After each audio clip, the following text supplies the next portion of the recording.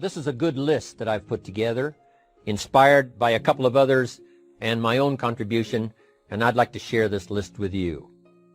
First, learning the power of purpose. A person who has purpose in their life, they have something to go for, some meaning. One writer described it, for some people it becomes a magnificent obsession.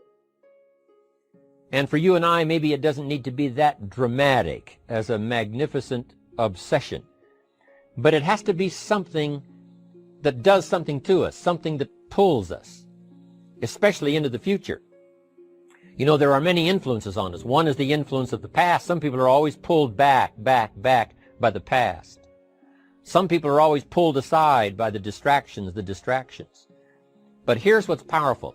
If you have a list of high purpose in your life, it pulls you toward the future. And the more powerful the purpose is, the stronger it pulls. And here's the other great advantage if you have purpose for the future. It pulls you through all kinds of challenges and all kinds of difficulties. If you don't have these strong purposes for the future, it's easy to get swallowed by a bad day. It's easy to be almost annihilated by a poor month. And it's easy sometimes to almost disappear beneath the waves of a year that goes backwards if you don't have something to pull you beyond that year. So if you want something to pull you through all kinds of challenges, all kinds of difficulties and things that come at you, you got to have something on out there, beyond today, beyond next week, beyond next month, beyond this year, that pulls you into the future. And the clearer it is, the stronger it pulls. The more dynamic it is, the more it affects your life, your spirit, your heart, your soul. It also creates imagination. It gets your mind working on how to achieve that purpose. And if your mind will work, and if your heart works, and if your spirit works, and if you have good input, like good ideas, I'm telling you, there isn't anything you can't accomplish. So that's one of the great powers that'll make a variable of you, and that is purpose. Here's the next one, self-confidence. Where does self-confidence come from? And this is the best advice I can give you on that. Not neglecting, first of all, the small daily disciplines. Self-confidence really comes from feeling good about yourself. And one of the best ways to feel good about yourself is at the end of the day to know that you poured it on. You did your best. If you conducted a meeting, you did the best you could. If you made a phone call, it was the best phone call you could possibly make. If you wrote a letter, it wasn't a casual letter, it was your best letter. At the end of those kind of days, when you feel good about yourself, self-confidence starts to rise. You know that if you can have this kind of a good day, you can have another one the next day, and those days become the weeks become the months, and the month becomes a powerful year. Self-confidence comes from the lack of neglect. If you will not neglect to do the small daily disciplines, that's where self-confidence comes from. Part of good health is self-confidence. I know I'm going to be healthy. I take the Herbalife products.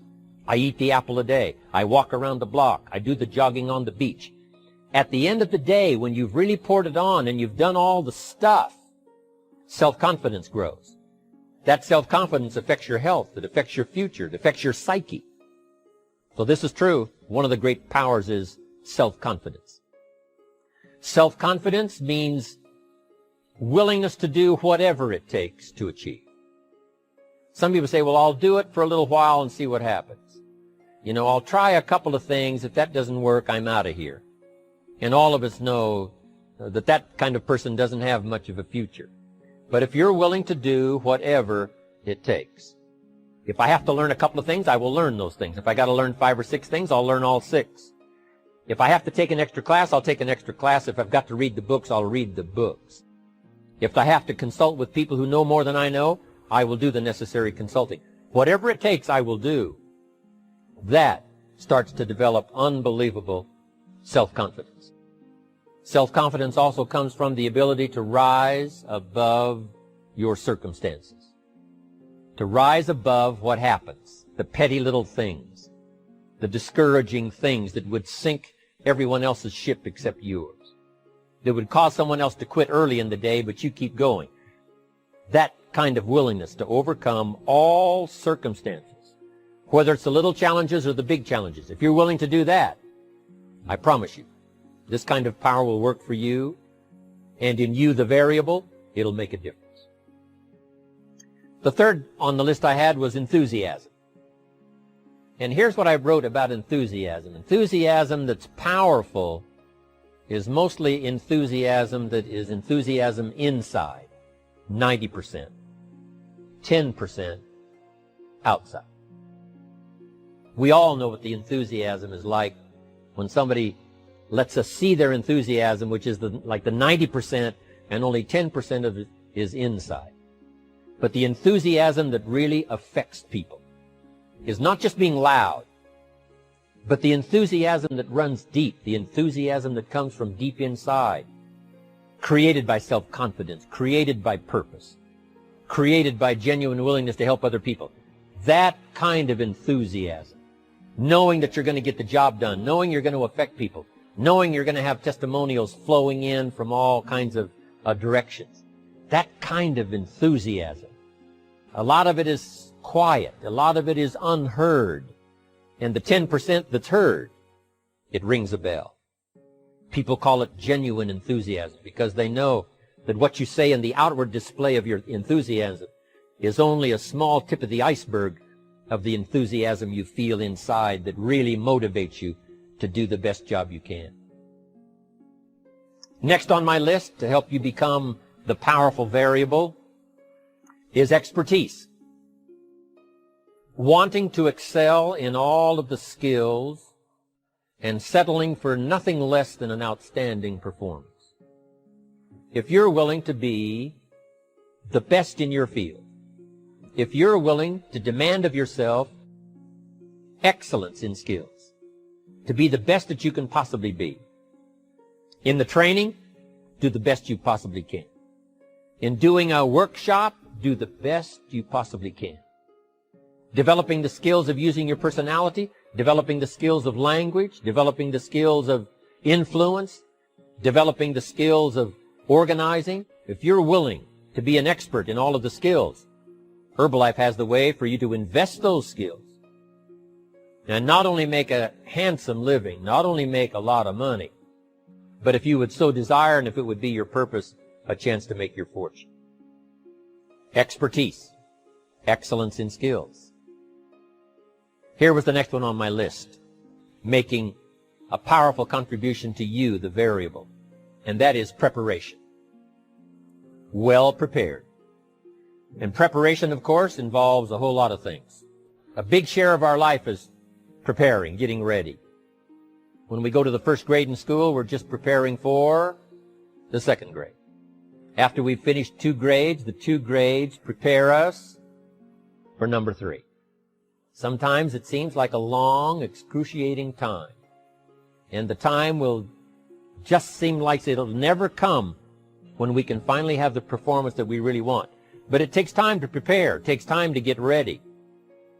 And the decisions you make in the preparation time, those are the decisions that last for a lifetime. Preparing to have a good day. It's that preparing, maybe the night before, maybe the couple of days before the day that you're going to put everything together. The preparation for a meeting means that you've taken it serious. The preparation for doing a workshop means you're serious about the workshop. You want to make the best contribution.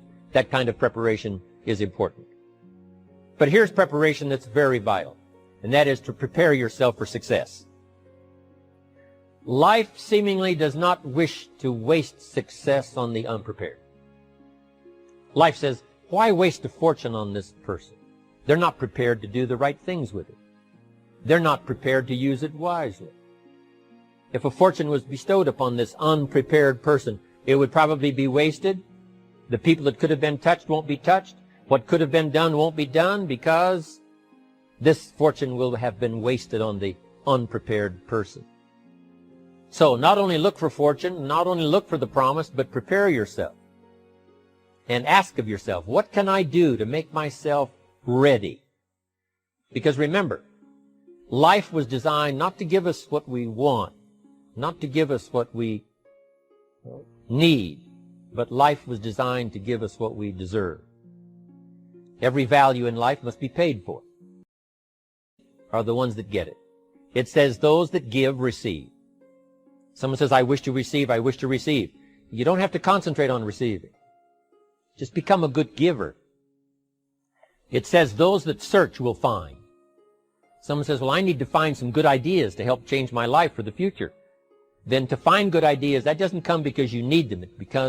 It comes because you search for them. If you want good ideas, you got to go after them. You got to go to the class, you got to go to the workshop, you got to go to the training, go to the book, right? You got to go to the journal, right? Go where good ideas are being taught. Go searching, go looking, because good ideas are not going to be wasted on those that are not seeking, searching, well prepared. So, prepare yourself to be ready for fortune when it comes, to be ready for challenge when it comes, to be ready for opportunity when it comes. Opportunity comes along and passes by the person that is not well prepared. I want to prepare myself this year for next year. Yes, I wish to be effective this year, but I'm also thinking of ways, how could I be better? How could my ideas be more powerful? How could they be sharper, more clear? How could I reach some people next year that I perhaps can't reach this year? I haven't reached deep enough into my own soul to affect some people. Some people just pass by and say, hey, what a good speech. But how could I make it stronger than that, deeper than that, more powerful than that? I cannot be as powerful as I could be next year. You know, you can't go to the 10th grade in the 5th grade. You just got to go through the grades. But the more you are prepared, when the 10th grade finally comes, now you can cash in and get 2 times, 3 times, 5 times more value from it by being prepared. I want to do my best this year for Herbalife, but I also want to get ready for next year, 1999. And then when the year 2000 comes at the turn of the century, I want to be well equipped by language, by instinct, by temperament, by personality, by influence, to really be valuable the year 2000, 2001, 2, 3, 4, 5. That's my goal. I'm sure it's your goal. Now here's the next one. There's great power in self-reliance. Self-reliance means you simply look mostly to yourself. It would be nice if someone just gave you this, gave you this, gave you this. It would be nice if everyone did their job exactly as they're supposed to do it. But here's what you've got to do. Primarily rely on yourself. Primarily say, I'm the person responsible. And I will learn the necessary skills so that I can help people learn their skills. If I need lots of people to do certain things to build my organization, that is what I must have. But I've got to be the final backstop. I've got to be the final one that people can rely on. So that if this is missed and this is missed, I can catch up. I can fill the gap. I can do the job. We have to do it when we conduct meetings. We have to do it when we conduct training. We have to do it when we're in a class of just a few. What someone might have missed, we're there to fill in. Self-reliance. Primarily, we're learning to count on yourself. So that you can do this. Never complain and never explain. Here's the next key power, and that's image. There's many parts to image. The image that others see you as. The image you have with other people. And it's very important how other people see you. If they don't see you as a leader, chances are they won't pay attention. If they don't see you as being in control, chances are they won't have the trust. If they don't see you as knowing where you're going, what you want to accomplish, they probably won't follow. But if people can see you, if you have the image of someone that's in charge, in control of your life, your future, your destiny, in control of the situation, if they see that, that kind of image is powerful. It helps to win the day. It attracts other people. People want to be around people that are in control, that are powerful, but they know how to use their power. Influential, but they know how to use their influence. That kind of image is important. But here's a very important image, and that is your image of yourself. self. The way you dress, the way you talk, the way you think, your capacity for learning, all of that is an important image that you have of yourself. The image that you have that if it needs to be learned, you could learn it. If there's a book that needs to be mastered, you could master it. If there's a skill that needs to be learned, why couldn't you get busy now and learn that skill? That kind of self-image, that I am continually trying my best to be the best I can. Because one of the most important places you have to look is into the future, yes. You've got to look into the past, yes. You've got to look around, yes. But one of the most important places you have to look is in the mirror. You know, how I appear to other people, that's important. But how I appear to myself is the ultimate importance. That kind of image, to where you'll develop the self-confidence, you'll develop the self-reliance. Now here's another one in my rather short list. The next word is character. Becoming a person of high values, a person of principles, a person of honesty, a person that earns respect. That kind of character. It took character when Mark started to put the marketing system together. How can we have a system that will build in the integrity, that people will know that if this happens, then this will happen. And if this goes wrong, here's the way to fix it. Unless you have the principles and the character and the integrity to put together a viable plan for a wide variety of people, then the system is not going to last very long. And I've been around long enough, and I'm sure you have been around long enough to see a lot of systems that got started, but they failed. And the reason is because they were not constructed with integrity. They were not constructed with character. They were not constructed with doing the right thing. They might have been constructed to take advantage. You know, cash it out as quickly as possible and leave. Mark was involved when others took advantage of him all those years ago before Herbalife. When someone took advantage and didn't have the character, didn't have the principles, and didn't have the character to stay, the character to see it through, the character to do the right thing. So this is important, to develop the character within yourself, that people see you as honest, as fair, willing to do the right thing, willing to be helpful, but always willing to walk the center line, not to pass the line.